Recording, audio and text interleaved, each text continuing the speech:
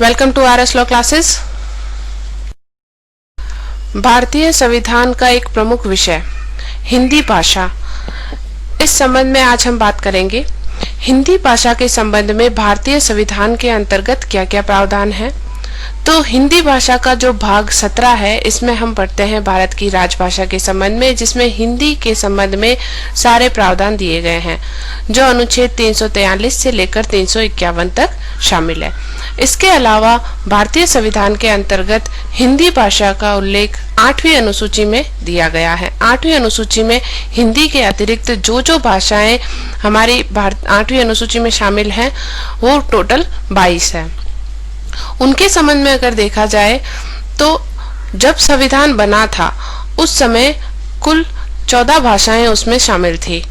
तत्पश्चात वर्तमान में 22 भाषाएं इसमें हो गई हैं।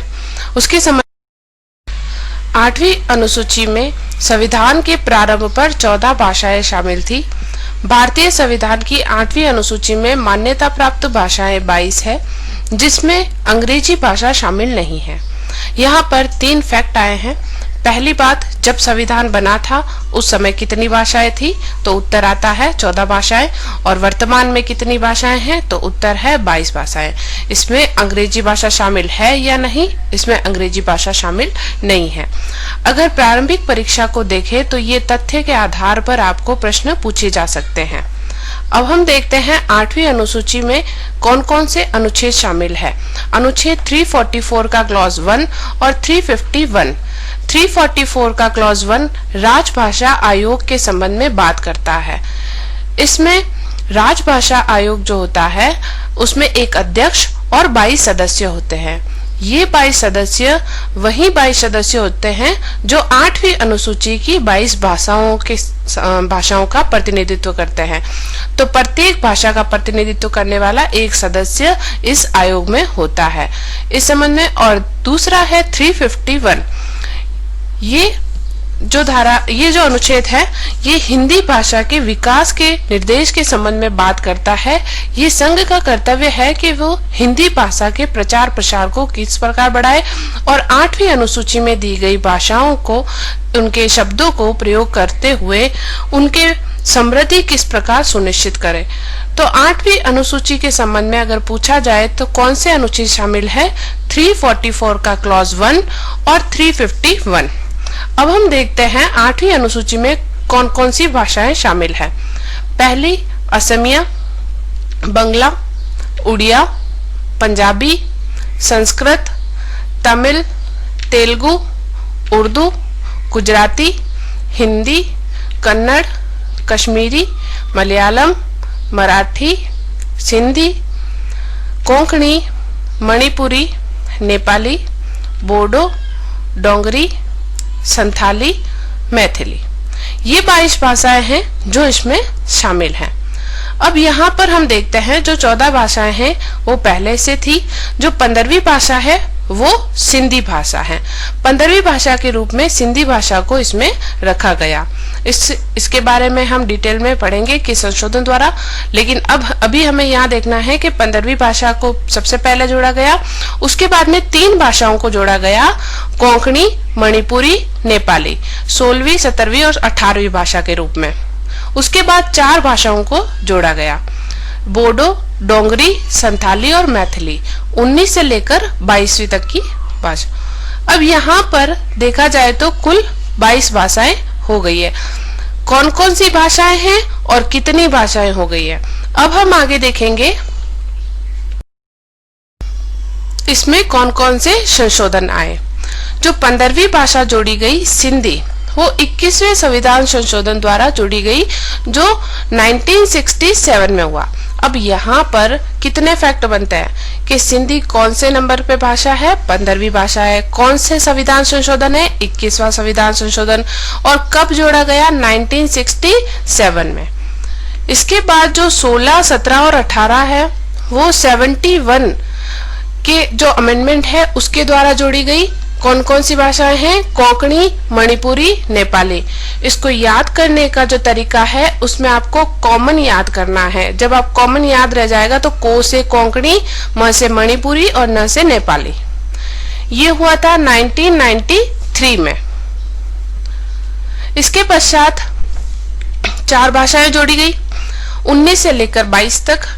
ये 92वें संविधान संशोधन द्वारा 2003 में जोड़ी गई, जिसमें 4 भाषाएं हैं बोडो, डोंगरी, संथाली और मैथिली। इसका शॉर्ट फॉर्म याद करें बोडोसम। जब आपको ये सिंधी, कॉमन और बोडोसम याद हो जाएगा और 21 और 71 को जब हम जोड़ते हैं, 21वें संविधान और 71वें संविधान को जोड़ते हैं तो 92 बनता है। तो जो तीसरा अमेंडमेंट है 92 के संबंध में है। तो यहाँ पर ये थोड़ी ट्रिक से आप याद करें, आसान हो जाएगा। और जब आप मुख्य परीक्षा का उत्तर लिखे तब ये सारे ही संशोधन उसमें लिखे तो आपका उत्तर बहुत ही इफेक्टिव होगा। इसके अलावा जो संशोधन आया उड़ीसा के संबंध में 96th अमेंडमेंट है, 2011 में आया। जो उड़ीसा नाम था उसका नाम ओडिशा कर दिया गया और उड़िया को ओडिसी लैंग्वेज कर दिया गया। यहाँ पर उड़ीसा के संबंध में प्रावधान, जो भाषा के संबंध में चेंजेस हुए 96th अमेंडमेंट से हुए। तो देखा जाए 8वीं अनुसूची में कितने अमेंडमेंट हुए, तो यहाँ पर 4 अमेंडमेंट अपने को याद रखने हैं। पहला 21वां, दूसरा 71, तीसरा 92 और चौथा 96th अमेंडमेंट। भारत संघ की राजभाषा देवनागरी लिपि में लिखित हिंदी होगी। यहाँ पर लिपि कौन सी है? देवनागरी लिपि। और भाषा कौन सी है? हिंदी भाषा। 26 जनवरी 1965 तक राजकीय प्रयोजनों के लिए अंग्रेजी भाषा होगी। जब संविधान बनाया गया तब वहां पर 26 जनवरी 1965 तक राजकीय भाषा के लिए अंग्रेजी भाषा निर्धारित की गई। राजभाषा अधिनियम 1963 के अनुसार 26 जनवरी 1965 के बाद भी हिंदी के साथ अंग्रेजी का अनिश्चित काल तक प्रयोग किए जाने हेतु उपबंध किया गया। तो यहाँ पर हिंदी भाषा का संबंध में जो उपबंध है वो अनिश्चित काल तक बढ़ा दिए गए। किस अधिनियम द्वारा? राजभाषा अधिनियम द्वारा। ये राजभाषा अधिनियम है 1963 का। अब हम भाग 17 के जो अनुच्छेद है, आर्टिकल्स है, उनको हम याद करेंगे। सबसे जो पहला अध्याय है भाग 17 में टोटल 4 अध्याय है। पहला अध्याय कहता है संघ की भाषा के संबंध में, जो आर्टिकल 343 से 344 तक है। यहाँ पर 2 अनुच्छेद इसमें दिए गए हैं। दूसरा अध्याय कहता है प्रादेशिक भाषाओं के संबंध में, जो 345 से लेकर 347 तक है। तीसरा अध्याय है उच्चतम न्यायालय, उच्च न्यायालय आदि की भाषा, 348 से लेकर 349। और चौथा अध्याय है विशेष निर्देश, 350 से लेकर 351। अब इसको याद करने के लिए हम देखते हैं। सबसे पहले यूनियन की बात इसमें कही गई है, संघ की जो भाषा है उसके संबंध में। तो यहाँ पर 2 अनुच्छेद दिए गए हैं, 343 और 344। जब संघ की बात हो जाती है तब प्रदेश की बात आती है। तो प्रदेश के संबंध में 3 अनुच्छेद दिए गए हैं, 345 से लेकर 347 तक। उसके बाद में हाई कोर्ट, सुप्रीम कोर्ट की भाषा बताई गई है, जिसमें वापस 2 अनुच्छेद है, 348 से 349। और लास्ट में विशेष निर्देश है जो 350 से 351 है। यहाँ पर 2 है किंतु 2 और अनुच्छेद जोड़े गए, 350A और 350B। तो इसमें कुल 4 है। तो वापस देखें, 2 अनुच्छेद पहले अध्याय में, दूसरे में 3, तीसरे में वापस 2 अनुच्छेद और चौथे में फिर 4 अनुच्छेद इसमें पढ़ेंगे। पहला जो अध्याय है संघ की भाषा, 343 से लेकर 344। क्या है 343 में? संघ की भाषा जो हिंदी होगी और लिपि होगी देवनागरी, इसके संबंध में बात करता है। 344 कहता है राजभाषा के संबंध में आयोग और संसद की समिति। तो राजभाषा आयोग और राजभाषा समिति की अगर बात कही जाए तो वो दोनों ही धारा अनुच्छेद 344 में दिया गया है। तो यहाँ पर 2 जो अनुच्छेद है 343 और 344 सामान्यतः संघ की भाषा के संबंध में और आयोग और समिति के संबंध में है। दूसरा अध्याय है प्रादेशिक भाषाओं के संबंध में, जो 345 से 347 तक है, जिसमें 345 कहता है राज्य की राजभाषा या राजभाषाएं। तो हमने सबसे पहले संघ की राजभाषा पढ़ी, यहाँ पर हम राज्य की राजभाषा पढ़ेंगे। 346 कहता है एक राज्य और दूसरे राज्य के बीच या किसी राज्य और संघ के बीच पत्रादि की राजभाषा। यहाँ पर जब एक दूसरी भाषा में, जैसे आंध्र प्रदेश की कोई राज्य से दिल्ली में कोई लेटर भेजा जाता है तो किस भाषा में भेजा जाएगा, इसके संबंध में प्रावधान दिया गया है 346 में। 347 कहता है किसी राज्य की जनसंख्या के किसी अनुभाग द्वारा बोली जाने वाली भाषा के संबंध में विशेष उपबंध। किसी भी राज्य की जनसंख्या, जैसे बिहार है, उसमें बिहारी ज्यादा बोली जाती है तो उसमें किस भाषा का प्रयोग होगा, या जहां पर दक्षिण में बोली जाने वाली महाराष्ट्र है, मराठी भाषा का प्रयोग होता है तो वहां पर कौन सी भाषा का प्रयोग होगा, तो उसके संबंध में प्रावधान दिया गया है 347 में। हमने दो अनुच्छेद पढ़े, 343 और 344, और फिर 3 अनुच्छेद पढ़े 345 से लेकर 347। अब तीसरा अध्याय है उच्चतम न्यायालय और उच्च न्यायालय आदि की भाषा, जिसमें वापस 2 अनुच्छेद है 348 और 349। 348 कहता है उच्चतम और उच्च न्यायालयों में और अधिनियमों, विधेयकों आदि के लिए प्रयोग की जाने वाली भाषा। यहाँ पर सुप्रीम कोर्ट और हाई कोर्ट के संबंध में कौन सी भाषा का प्रयोग किया जाएगा, उसके संबंध में हम पढ़ेंगे 348। 349 कहता है भाषा के संबंधित कुछ विधियां अधिनियमित करने के लिए विशेष प्रक्रिया। कुछ विधियों के संबंध में बात अगर की जाए तो उनमें किस भाषा का प्रयोग होगा, यहाँ पर बात करेंगे 349 में। अगला अध्याय है अध्याय 4 विशेष निर्देश, 350 से 351। अनुच्छेद 350 कहता है व्यथा के निवारण के लिए अभ्यावेदन में प्रयोग की जाने वाली भाषा। जहां पर कहीं पे अभ्यावेदन भेजा जाता है वहां पर किस भाषा का प्रयोग किया जाएगा, इसके संबंध में बात करेंगे 350 में। 350 का कहता है प्राथमिक स्तर पर मातृभाषा में शिक्षा की सुविधाएं। तो शिक्षा के संबंध में जो मदर टंग है उसकी लैंग्वेज की यूज के लिए बात करते हैं 350 क में। 350 ख कहता है भाषाई अल्पसंख्यक वर्गों के लिए विशेष अधिकारी। यहाँ पर विशेष अधिकारी की नियुक्ति की गई है माइनॉरिटीज के लिए। और 351 कहता है हिंदी भाषा के विकास के लिए निर्देश, ये संघ का कर्तव्य होगा, इसके संबंध में प्रावधान। तो जब हमें ये सारे अनुच्छेद याद हो जाते हैं कि हम क्या पढ़ रहे हैं, उसके बाद में हम जो पढ़ेंगे तो हमें आसानी से याद होगा कि 343 से 351 हम धाराओं, जो हम भाषा है उसके संबंध में पढ़ रहे हैं, और हम किस भाषा के संबंध में, किस संघ के संबंध में या प्रदेश के संबंध में पढ़ रहे हैं, हाई कोर्ट सुप्रीम कोर्ट के संबंध में पढ़ रहे हैं। तो यहाँ पर ये क्लासिफिकेशन याद अगर रखना है तो सबसे पहले आप इन अनुच्छेदों को सीक्वेंस से याद करें। अब हम देखते हैं जो अध्याय 1 है संघ की भाषा, उसके संबंध में।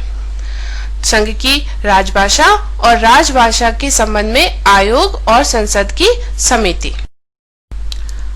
अनुच्छेद 343 संघ की भाषा हिंदी और लिपि देवनागरी होगी।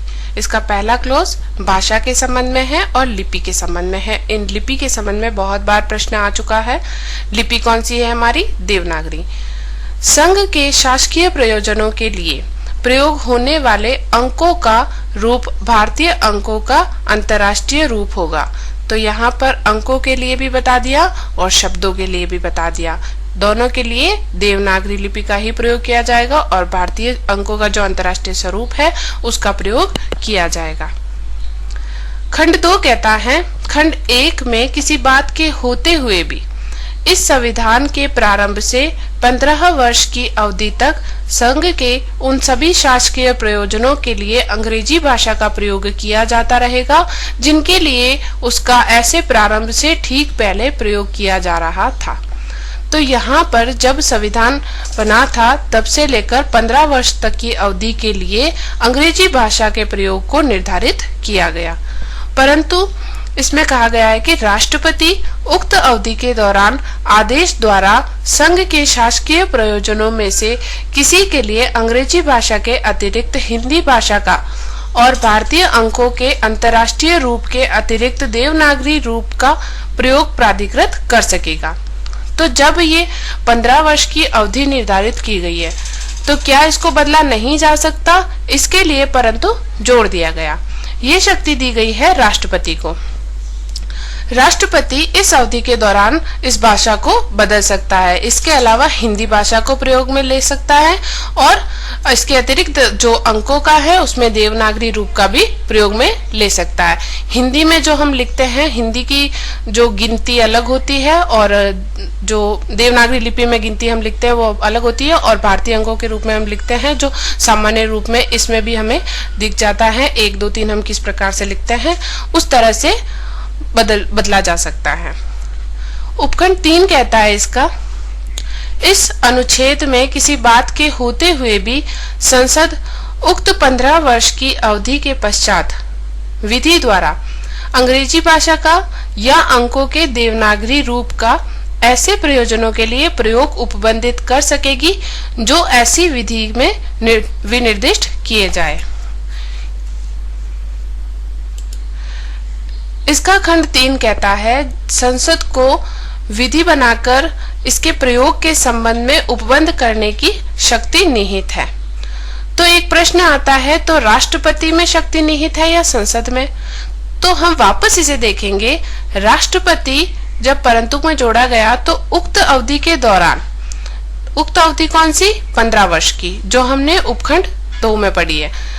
तो उपखंड 2 में जो 15 वर्ष की अवधि है उसके दौरान अगर परिवर्तन करना हो तो राष्ट्रपति परिवर्तन कर सकता है, संसद भी कर सकती है, संसद को एक्सट्रीम पावर होती है, लेकिन राष्ट्रपति भी कर सकता है। और संसद, अब तीसरे वाले में वर्ड को देखिए आप, संसद उक्त 15 वर्ष की अवधि के पश्चात, 15 वर्ष की अवधि के पश्चात ऐसा परिवर्तन कर सकती है विधि बनाकर। तो इसके पश्चात जो राजभाषा अधिनियम बनाया गया 1963 का, उसके द्वारा अंग्रेजी भाषा को असीमित समय के लिए बढ़ा दिया गया। तो यहाँ पर संसद की पावर है विधि बनाकर भाषा के प्रयोग को बदलना, बढ़ाना, समय को बढ़ाना, घटाना, इस बारे में। और राष्ट्रपति की शक्ति उस अवधि के दौरान के संबंध में बताई गई है जिसमें वो भाषा को बदल सकता था। इस प्रकार हमने 343 धारा अनुच्छेद पूरी देखे। 343 वापस इसमें देखते हैं शॉर्ट फॉर्म में। पहला कहता है इसकी भाषा और लिपि के संबंध में और इसके अंकों के संबंध में। दूसरा खंड कहता है इसके 15 वर्ष तक के उपयोग के संबंध में। इसका परंतु कहता है इस दौरान में परिवर्तन कौन कर सकता है? राष्ट्रपति। और तीसरा क्लॉज कहता है संसद की शक्ति के संबंध में, जो 15 वर्ष के पश्चात विधि द्वारा अंग्रेजी भाषा के प्रयोग को बढ़ा भी सकती है और घटा भी सकती है। इसलिए जो राजभाषा अधिनियम बनाया गया 1963 में, उसके अनुसार अंग्रेजी भाषा को असीमित अवधि के लिए बढ़ा दिया गया। अनुच्छेद 344। अनुच्छेद 344 का टाइटल है राजभाषा के संबंध में आयोग और संसद की समिति। आयोग और समिति के बारे में हम 344 में पढ़ेंगे। राष्ट्रपति इस संविधान के प्रारंभ से 5 वर्ष की समाप्ति पर और तत्पश्चात ऐसे प्रारंभ से 10 वर्ष की समाप्ति पर आदेश द्वारा एक आयोग गठित करेगा, जो एक अध्यक्ष और 8वीं अनुसूची में विनिर्दिष्ट विभिन्न भाषाओं का प्रतिनिधित्व करने वाले ऐसे अन्य सदस्यों से मिलकर बनेगा, जिनको राष्ट्रपति नियुक्त करे, और आदेश में आयोग द्वारा अनुसरण की जाने वाली प्रक्रिया परिनिश्चित की जाएगी। यहाँ पर जब संविधान का प्रारंभ हुआ उससे 5 से लेकर 10 वर्ष तक के बीच में राष्ट्रपति एक आयोग बनाएगा, राजभाषा आयोग। इसमें कितने सदस्य होंगे? एक अध्यक्ष होगा और 8वीं अनुसूची में जितनी भाषाएं हैं उतने सदस्य होंगे उन भाषाओं का प्रतिनिधित्व करने वाले। तो पहले 14 सदस्य थे, उसके बाद जैसे जैसे भाषाएं जुड़ती गई उसके अनुसार बढ़ते गए। वर्तमान में देखा जाए तो राजभाषा आयोग में एक अध्यक्ष और 22 सदस्य हैं। तो यहाँ पर किसे पावर दी गई है? राष्ट्रपति को। और कितने सदस्य होते हैं? अध्यक्ष और 22 सदस्य मिलकर बनते हैं, जिनकी नियुक्ति कौन करता है? राष्ट्रपति करता है।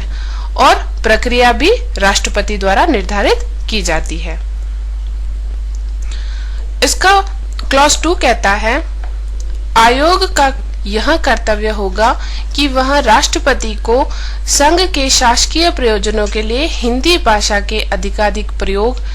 यहाँ पर आयोग के कर्तव्य बताए गए हैं। राष्ट्रपति को सिफारिश करेगा किन किन संबंध में?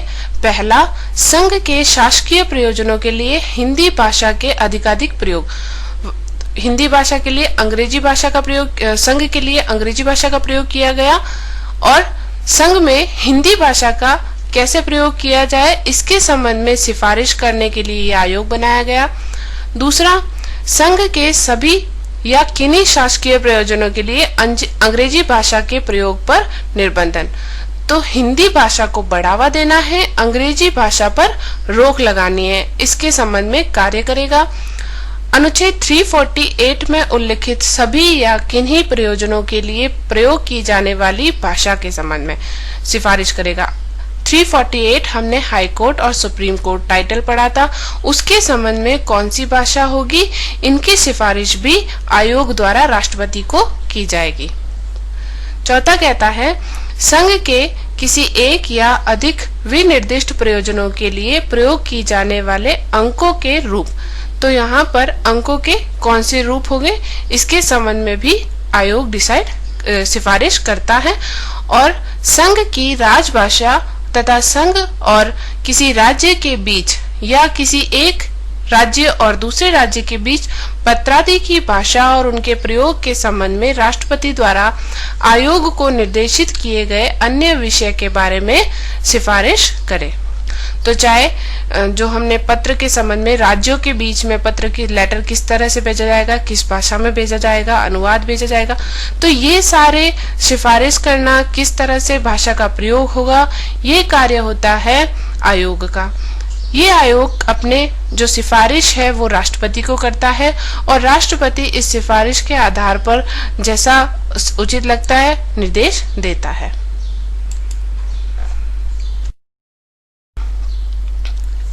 इसका खंड 3 कहता है, खंड 2 के अधीन अपनी सिफारिशें करने में आयोग भारत की औद्योगिक, सांस्कृतिक, वैज्ञानिक उन्नति का और लोक सेवाओं के संबंध में अहिंदी भाषी क्षेत्रों के व्यक्तियों के न्याय संगत दावों और हितों का सम्यक ध्यान रखेगा।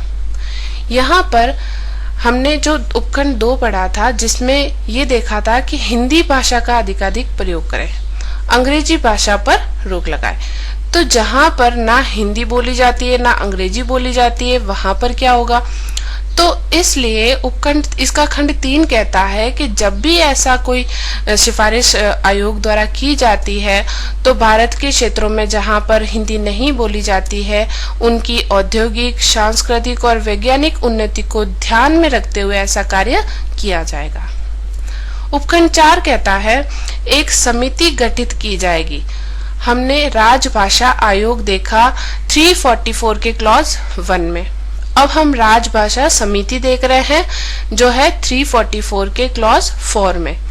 एक समिति गठित की जाएगी जो 30 सदस्यों से मिलकर बनेगी, जिसमें 20 सदस्य लोकसभा के होंगे और 10 राज्यसभा के सदस्य होंगे, जो क्रमशः लोकसभा के सदस्यों और राज्यसभा के सदस्यों द्वारा आनुपातिक प्रतिनिधित्व पद्धति के अनुसार एकल संक्रमणीय मत द्वारा निर्वाचित होंगे। यहाँ पर देखा जाए सबसे पहले समिति होगी। तो कौन सा अनुच्छेद है? अनुच्छेद 344 का क्लॉज 4। कितने सदस्य होंगे? कुल 30। कहाँ से होंगे? 20 लोकसभा से होंगे और 10 राज्यसभा से होंगे, उनका कौन सी प्रणाली के से उनका जो निर्वाचन होगा, निर्वाचित होंगे, ये मनोनीत नहीं होंगे। यहाँ पर ध्यान देने की बात है निर्वाचन के संबंध में एकल संक्रमणीय मत प्रणाली द्वारा। यहाँ पर एक बात ध्यान देना, गुप्त शब्द नहीं लिखा गया है, जबकि काफी जगहों पर जब हम मतदान की बात पढ़ते हैं, निर्वाचन की बात पढ़ते हैं, तो वहां पर एकल संक्रमणीय मत प्रणाली गुप्त अनुसार मतदान किया जाएगा। तो इसमें गुप्त वाला ऐसा कोई भी उपबंध नहीं है। यहाँ पर आनुपातिक प्रतिनिधित्व की एकल संक्रमणीय मत प्रणाली द्वारा निर्वाचित होंगे। इसका खंड 5 कहता है समिति के कर्तव्य के संबंध में। जिस प्रकार हमने 1 में राजभाषा आयोग पढ़ा और 2 में राजभाषा आयोग के कर्तव्य पढ़े, उसी तरह हम 4 में राजभाषा समिति पढ़ते हैं और 5 में राजभाषा समिति के कर्तव्य हैं। इसके कर्तव्य हैं खंड 1 के अधीन गठित आयोग की सिफारिशों की परीक्षा करे और राष्ट्रपति को उन पर अपनी राय के बारे में प्रतिवेदन दे। तो यहाँ पर जो 1 में आयोग बनाया गया था वो अपनी सिफारिशें देता है राष्ट्रपति को, तो उन सिफारिशों की परीक्षा करने वाली जो समिति होती है, यही वो समिति है। और ये समिति जब सिफारिशों की परीक्षा कर लेती है तो अपनी राय राष्ट्रपति को प्रतिवेदित करती है। ये कार्य है समिति का। इसका खंड 6 कहता है अनुच्छेद 343 के किसी बात के होते हुए भी राष्ट्रपति खंड 5 के में निर्दिष्ट प्रतिवेदन पर विचार करने के पश्चात उस संपूर्ण प्रतिवेदन के या उसके किसी भाग के अनुसार निर्देश दे सकेगा।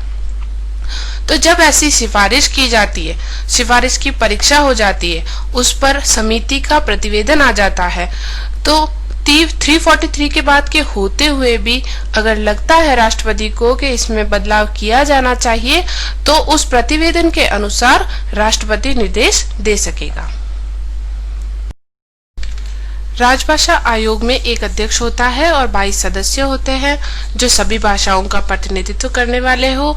उनकी नियुक्ति राष्ट्रपति करेगा। आयोग का कर्तव्य होगा कि वह विभिन्न भाषाओं के प्रयोग और निबंधन आदि की सिफारिश राष्ट्रपति से करे। और राजभाषा समिति है, उसमें एक अध्यक्ष होता है और 30 सदस्य होते हैं, जिसमें 20 लोकसभा के और 10 राज्यसभा के होते हैं।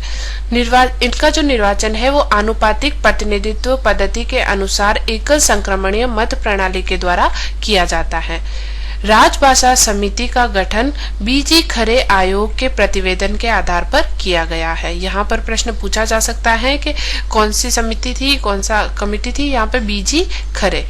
हिंदी भाषा, संविधान में जो हिंदी भाषा है उसको संघ की राजभाषा घोषित किया गया है, राष्ट्रभाषा नहीं। तो ऑब्जेक्टिव में राजभाषा और राष्ट्रभाषा दोनों शब्द आए, तो आप ध्यान रखें यहाँ पर राजभाषा शब्द का प्रयोग किया जाए।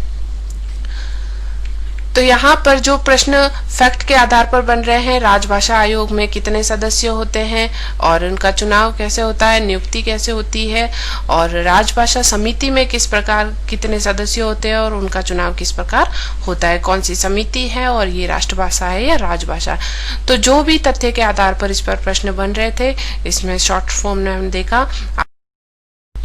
अध्याय 2 प्रादेशिक भाषाओं के संबंध में हमने संघ की भाषा पढ़ ली। उसके बाद हमने राजभाषा आयोग और राजभाषा समिति देखी। अब हम राजभाषा प्रादेशिक भाषाओं के संबंध में देखेंगे। जो प्रदेश की भाषा 345 राज्य की राजभाषा और राजभाषाएं।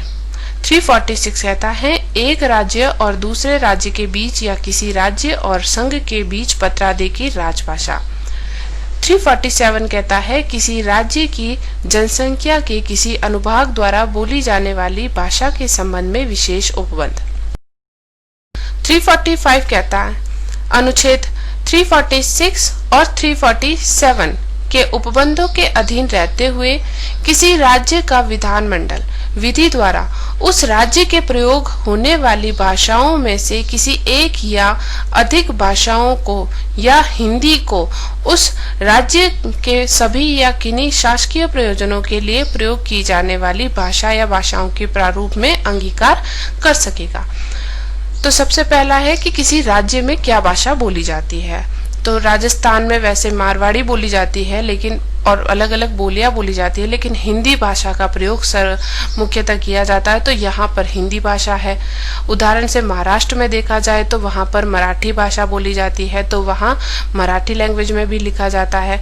तो इस तरह से राज्य अपनी भाषा का निर्धारण कर सकता है, वहाँ राज्य विधानमंडल ऐसा कार्य कर सकता है। परंतु जब तक राज्य का विधानमंडल विधि द्वारा अन्यथा उपबंध न करे, तब तक राज्य के भीतर उन शासकीय प्रयोजनों के लिए अंग्रेजी भाषा का प्रयोग किया जाता रहेगा जिनके लिए उसका इस संविधान के प्रारंभ से ठीक पहले प्रयोग किया जा रहा था।